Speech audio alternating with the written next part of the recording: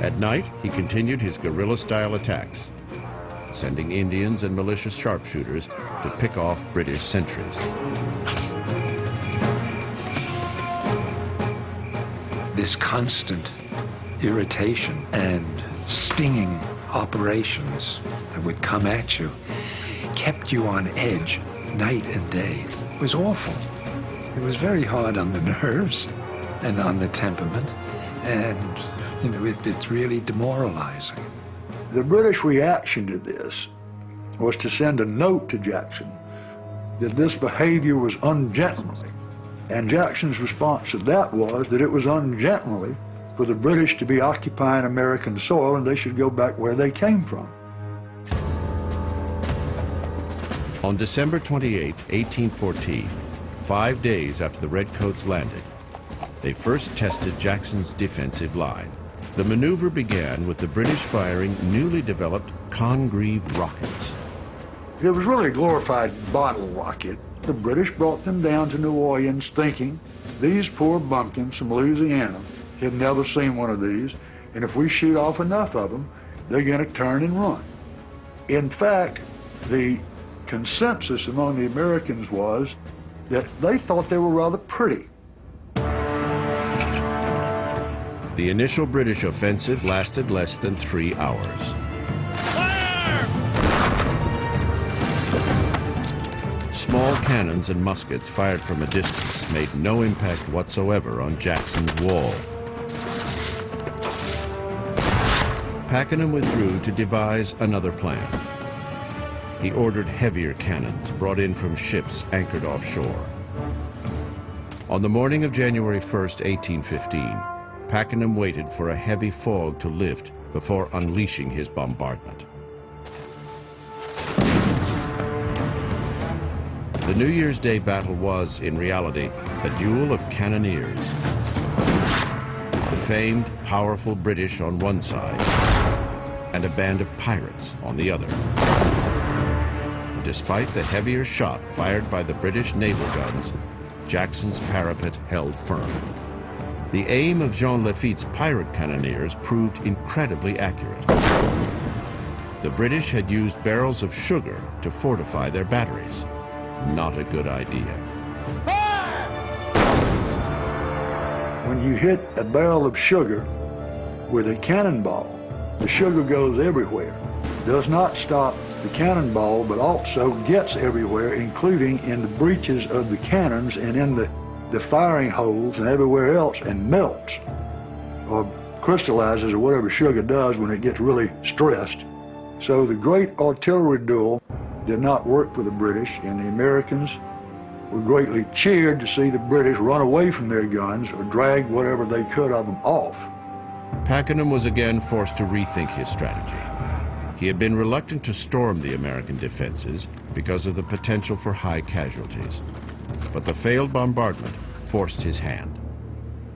On the morning of January 8th, Jackson's troops watched with fear as wave after wave of redcoats marched toward the parapet.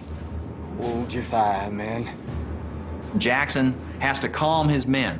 His militia in particular are used to firing from a distance of 300 yards and then taking up a new position if necessary. Well, there's no new position. You got to stay where you are. And if they fire to great a distance, much of their fire will be wasted. So Jackson has to convince them that they need to wait until the British get close enough that their fire can have a real effect. Hold your fire. Just before the British infantry came within range of Jackson's riflemen, Lafitte's cannons let loose on the approaching mass of redcoats with newly crafted types of ammunition.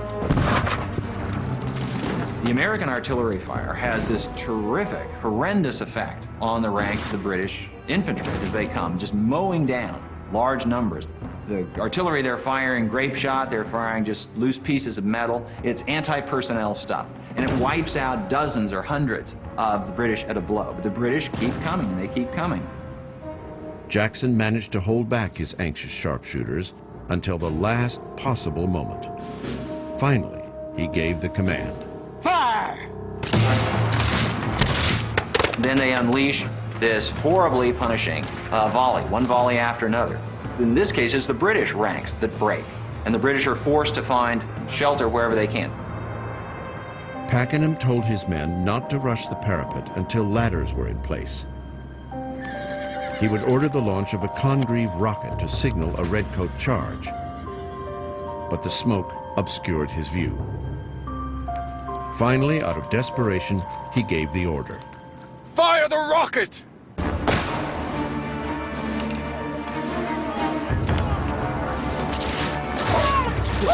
The redcoats ran directly into a ceaseless barrage of musket fire from Jackson's troops. No ladders were waiting for them.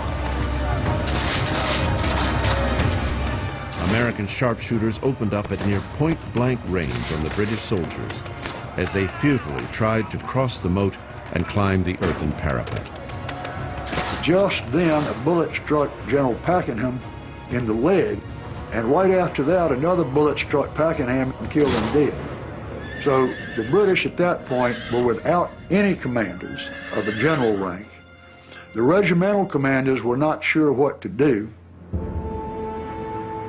In less than an hour, the British assault had completely disintegrated. Those who could ran for their lives. Others laid on the ground, using the bodies of dead comrades as barriers against the continued onslaught of American gunfire. When that smoke finally drifted away, a horrendous scene revealed itself as a sea of red right before Jackson's rampart. It was the red coats of the British who had been killed. And a silence came over the battlefield because the Americans had stopped shooting. When the Americans went out there, they couldn't believe what they saw. After they counted up the British killed, wounded, prisoners, the number was more than 2,000. When they counted up their own casualties, killed, wounded, captured, it was about 24. Jackson and his army of misfits had achieved what the U.S. regular army in Washington could not. They had defeated the most powerful army in the world. Andrew Jackson's victory in New Orleans sparked celebrations throughout the country. Ironically, the war had actually ended 2 weeks before the defeat of the Redcoats, with the signing of the Treaty of Ghent in what is now Belgium. But the news arrives from the battle first. The news is Jackson has won. That's what Americans first hear. Next they hear, hey, the war is over. And if you put two and two together in this way, they think, my gosh, Andy Jackson won the war. And it's contributed a great deal to Jackson's subsequent reputation. He became known as the second George Washington. The first George Washington had achieved American independence. The second George Washington, Jackson, had confirmed American independence. For the rest of his life, Andrew Jackson was known simply as the hero. Rachel Jackson joined her husband in New Orleans to celebrate. But she was not the hero's wife local gentry expected. When they saw Rachel with General Jackson, they did not see her through the same loving and kind eyes as Jackson and Rachel's friends saw her. Instead, they saw a woman who was approaching 50, which at that time was well past a woman's prime, and they essentially had a field day making fun of poor Rachel behind her back. When the Army reorganized into Northern and Southern divisions in the spring of 1815, Jackson was awarded with the command of the Southern Division. He was permitted to set up headquarters at his home, the Hermitage. Rachel was delighted. Although they never had their own children, they had two adopted sons, the orphaned Indian boy and Rachel's nephew, whose father, Rachel's brother, couldn't afford to raise him. They named that boy Andrew Jackson, Jr. Throughout Rachel's marriage to Andrew Jackson, she always asked him to give up public life and come home. She reminded Jackson very often that earthly honors meant nothing. It was what you expected in regard to reward from heaven.